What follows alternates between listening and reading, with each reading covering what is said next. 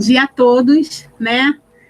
Mais uma vez para nós, como foi dito, que estamos dando presente ao chamado do Mestre, né? Que escolhemos a melhor parte de estarmos aqui juntos, né? Em nome de Jesus, neste sábado de manhã. E vamos começar, graças a Deus, com o estudo do nosso querido Evangelho segundo o Espiritismo, que faz parte da codificação de Allan Kardec, né? Sempre lembrando que este livro ele fala sobre a explicação das máximas morais do Cristo em concordância com o Espiritismo e suas aplicações às diversas circunstâncias da vida.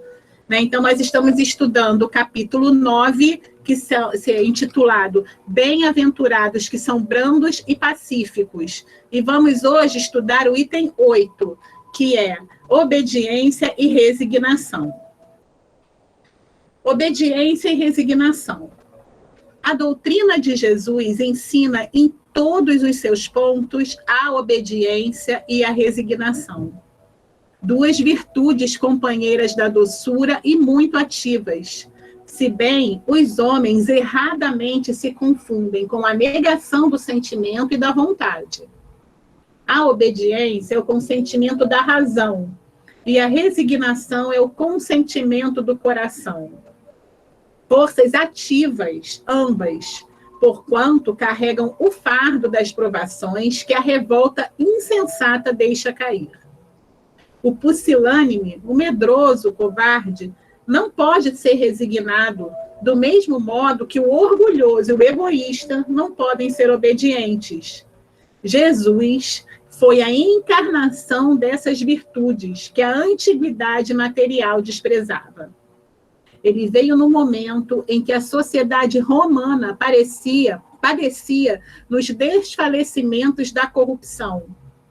Veio fazer que, no seio da humanidade deprimida, brilhassem os triunfos do sacrifício e da renúncia carnal. Cada época é marcada assim com o cunho da virtude ou do vício que a tem de salvar ou perder. A virtude da vossa geração é a atividade intelectual e o seu vício é a indiferença moral. Digo apenas atividade, porque o gênio se eleva de repente e descobre por si só horizontes que a multidão somente mais tarde verá. Enquanto a atividade é a reunião dos esforços de todos para atingir um fim menos brilhante, mas que prova a elevação intelectual de uma época. Submetei-vos à impulsão que vimos dar aos vossos espíritos. Obedecei à grande lei do progresso, que é a palavra da vossa geração. Ai do espírito preguiçoso, ai daquele que cerra o seu entendimento, ai dele. Porquanto nós, que somos os guias da humanidade em marcha, lhes aplicaremos o látego e lhes submeteremos à vontade rebelde, por meio da dupla ação do freio e da espora. Toda resistência orgulhosa terá de cedo ou tarde ser vencida. Bem-aventurado, no entanto, os que são brandos, pois prestarão dócil ouvido aos ensinos. Lázaro, em Paris, 1863. Então, gente, normalmente, né, a gente tem uma ideia de obediência como aquele estado assim passivo, não pacífico, mas passivo, de passividade, né, de apassivamento diante de alguma autoridade, seja um pai, a mãe, um professor, um chefe, uma autoridade religiosa, né? Geralmente é uma autoridade assim, temporal, quando a gente vai pensar em termos de eternidade mesmo.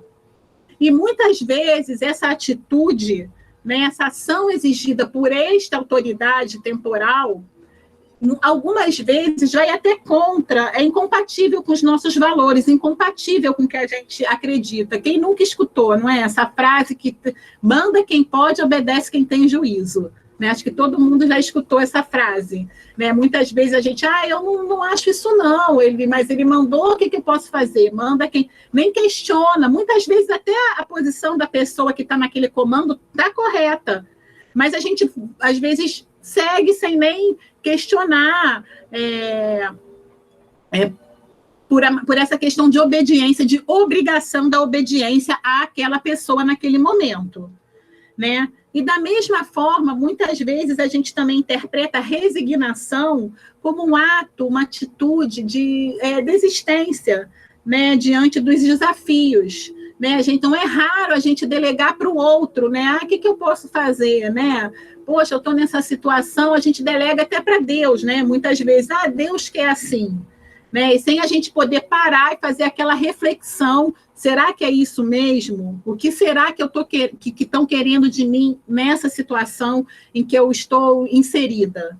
Né, em que eu estou inserido, o que será que eu preciso fazer para que eu amenize esse meu sofrimento, ou que eu saia dessa situação, ou se não for possível, que o meu fardo seja mais leve, né?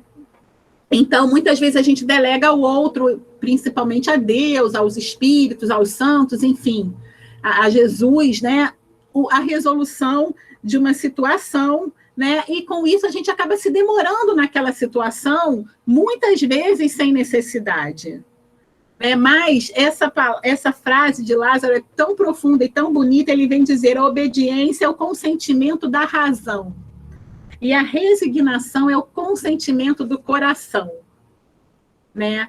Então, ele explica que a obediência e a resignação não são a negação da vontade, do sentimento. Pelo contrário, são virtudes decorrentes de decisões ativas e muitas vezes difíceis, né? A grande maioria das vezes difíceis para a maioria de nós, né? Porque elas refletem uma confiança plena nas leis de Deus, uma confiança plena em Deus. Né? Mas não é aquela confiança decorrente de uma fé cega, de uma fé até muitas vezes infantil que nós temos, né? Daquela fé cega, sem raciocínio.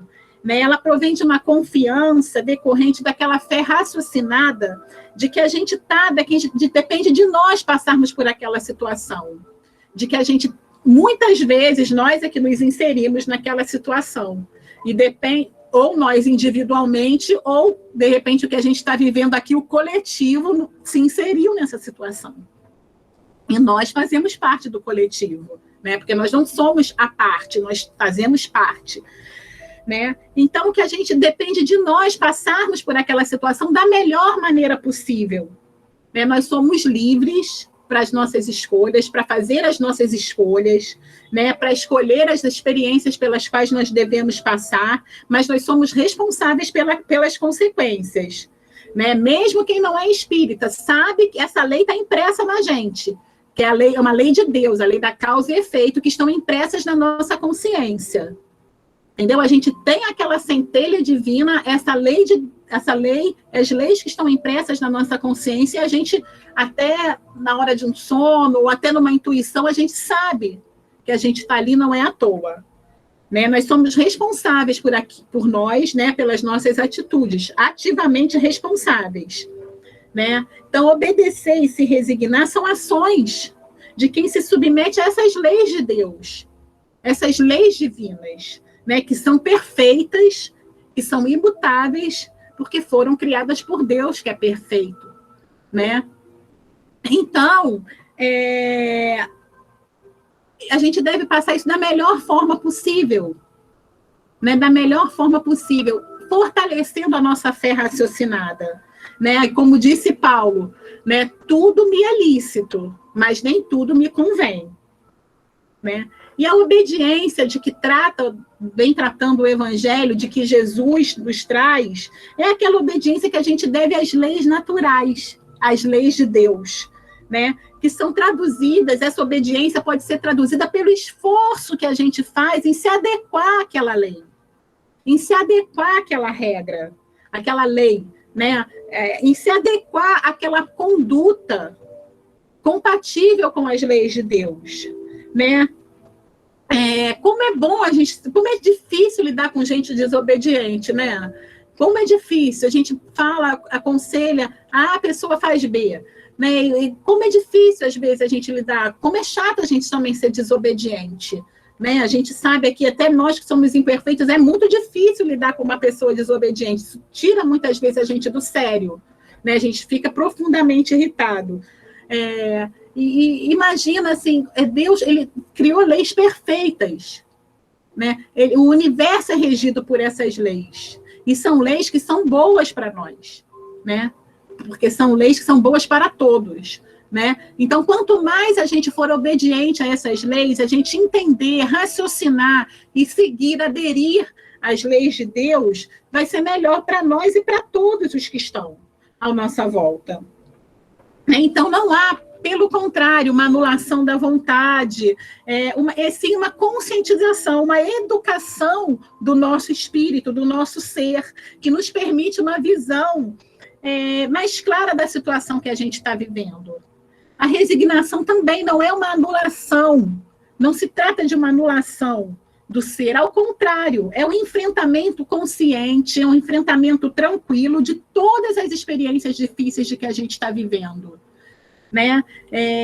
Pelas quais a gente passa na certeza de que são construções muitas vezes nossas e podem ser superadas por nós mesmos, pelo nosso amadurecimento espiritual.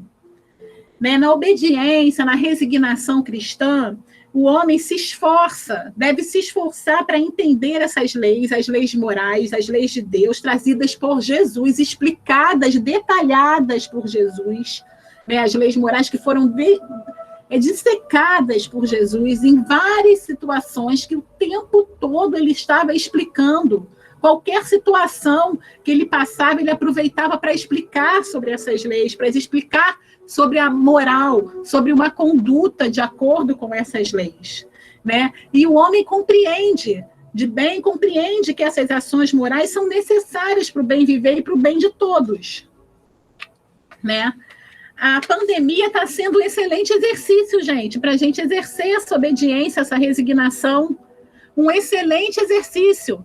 Tem uns que são mais rebeldes, mas é um exercício excelente. A gente tem que ser obediente também às autoridades sanitárias, às recomendações das autoridades sanitárias, né? Pensar no outro, né? Tomar as condutas corretas e ser resignado para o que está acontecendo, porque não tem como a gente mudar.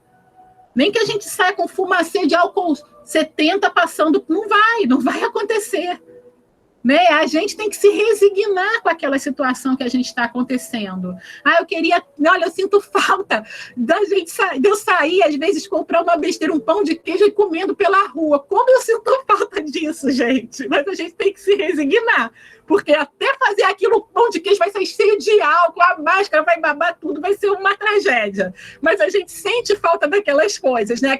Como eu estou com vontade de aglomerar, como eu estou com vontade de ir no show do fulano de tal, né?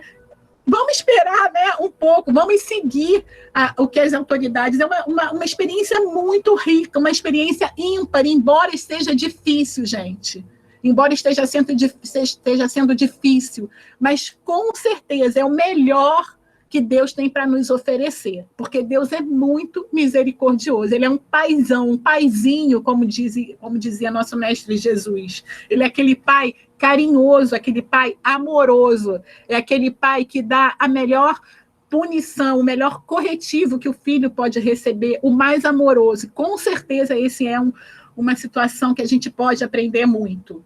E a gente já avançou, como disse o Espírito, a gente já tem inteligência suficiente para a gente ser obediente, né? Obediente e resignados para o bem, e não com consciência, né? Conscientemente.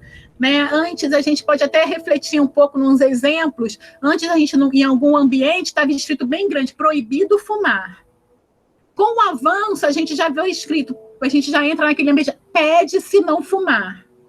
Hoje em dia, a gente já não precisa nem estar nada. Tem alguns que têm um cigarro desenhado com um traço no meio, tem outros lugares que nem isso, porque as pessoas já sabem que ali não vai fumar. Tem sempre uma bênção, né? Uma criatura implicante que vai querer acender o cigarro ali, mas rapidinho, no primeiro olhar, todo mundo fica olhando e aquela situação acaba se resolvendo.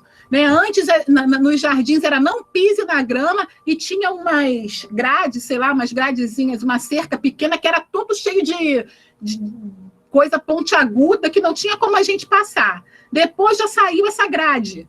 Já ficou só não pise na grama. Agora baixa aqui um jardim bonito, né? Na casa de Rui Barbosa, quando a gente vai ver aqueles jardins lindos, não tem nada escrito, que a pessoa vai olhar e vai ver que não é para passar por ali. Tem um caminho do lado. Né? A gente já tem essa consciência, a gente já tem essa consciência de obedecer o que é para o bem de todos. Né? Os grandes espíritos que passaram aqui na Terra, gente, foram altamente resignados e obedientes. Maria, o que ela falou? Sou a sua serva. Quando ela recebeu a visita, né, de Gabriel, faça-se em mim segundo a vontade do Pai. Faça-se em mim segundo a sua vontade. Paulo de Tarso, já não sou eu quem vivo, é Cristo que vive em mim. Francisco de Assis, ele pede, Senhor, fazei de mim, se colocam como instrumentos de Deus, fazei de mim um instrumento da vossa paz. Né? E Eurípides também, na hora que ele foi convidado, ele aceitou, foi obediente. Foi numa reunião belíssima, quem puder ter oportunidade de ler, estava até o Bezerra de Menezes, em espírito presente ali. Allan Kardec também foi chamado para codificar, os espíritos falaram, vai ser difícil, pode custar até mesmo a abreviação da sua própria vida, eu aceito. Ele aceitou. E tantos outros, Chico Xavier também, né, nosso querido Chico, na hora que Emmanuel apareceu para ele, ele falou, você quer servir? Quero. Aí aquelas 3 palavrinhas, né? Então, o que eu preciso fazer? Aquelas 3 palavrinhas que nossa casa usa tanto como um mantra, né? Disciplina, disciplina e disciplina. E Jesus, né, gente? O que Jesus nos ensinou com o Pai Nosso? Seja feita a vossa vontade, assim na terra como no céu. Sejamos obedientes, né? Seja feita a vossa vontade. Então, que a gente possa aceitar esse convite do Mestre, de sermos mansos e pacíficos, porque isso está longe de ser uma atitude passiva, isso é uma atitude ativa, de decisão. É uma decisão que a gente vai tomar para o nosso bem e para o bem de todos. Uns dias são mais difíceis do que outros, não é fácil, tanto é que nós estamos aqui. Nós sabemos que são momentos dificílimos que nós estamos passando. Para algumas pessoas está sendo mais difícil, está sendo mais desafiador, por vários motivos. Para outras está sendo um pouco mais brando também, por vários motivos, mas a gente está onde a gente deveria estar. A gente está onde a gente é melhor para nós. Né? Que a gente possa tentar fazer disso o melhor possível para nós. Né? Para que a gente possa aceitar esse convite do Mestre.